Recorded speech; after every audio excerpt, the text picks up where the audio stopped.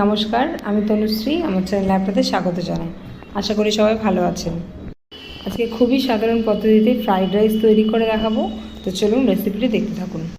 তার জন্য নিয়ে নিয়েছি ইন্ডিয়া গেট বাসমতি চাল। সেটাকে 1 ঘন্টা আমি জলে ভিজিয়ে রেখেছিলাম।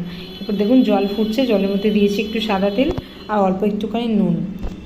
চাইলে একটু লেবুর রসও দেওয়া যায়, তাতে ভাতটা আরও বেশি সাদা হয়। ভাত ফুটছে, ভাতটা কিন্তু ঢাকনা দেওয়া যাবে না, ঢাকনা ছাড়াই রান্না করতে হবে। সেদ্ধ হয়ে গেছে, ভাতের থেকে ফ্যান গেলে নিয়েছি। এরপর এর মধ্যে কিছু সবজি দেবো, সেগুলো আমি কেটে নিয়েছি বিনস, গাজর এবং ক্যাপসিকাম। এই 3টে জিনিস খুবই ইম্পর্টেন্ট। তারপর নিয়েছি কাজু ও কিশমিশ। কড়াইতে সাদা তেল দিয়ে কাজু কিশমিশটা ভেজে তুলে নেব। তারপর তার মধ্যে দিয়ে দেবো গাজর এবং বিনসটা একটু ভেজে নেব। এর মধ্যে হালকা একদম খুবই সামান্য একটু নুন দেব, নুন দিয়ে ভেজে নেব।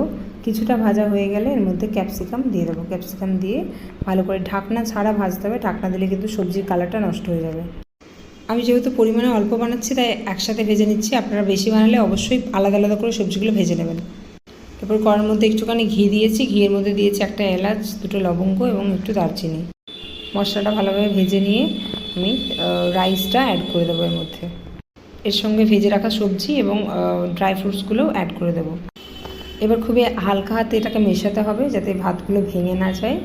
তো তারপর এর মধ্যে দিয়ে দেবো পরিমাণ মতো চিনি আর অল্প একটুখানি নুন। এই ফ্রাইড রাইসের মধ্যে আমি সবসময় পনিরের টুকরো ছোটো ছোটো কেটে ভেজে অ্যাড করি, কিন্তু আজকে আমার ছিল না বলেই আমি এটা দিইনি। আর চাইলে আপনারা মটরশুঁটিও এর মধ্যে দিতে পারবেন।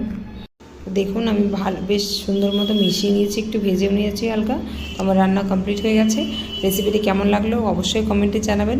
যদি ভালো লাগে লাইক কমেন্ট শেয়ার করে দেবেন। চ্যানেলটি সাবস্ক্রাইব করে দিয়ে পাশে থাকা বেল আইকনটি প্রেস করে দেবেন, যাতে আমার রান্নার সমস্ত নোটিফিকেশান আপনার কাছে পৌঁছে। ভালো থাকবেন, ধন্যবাদ।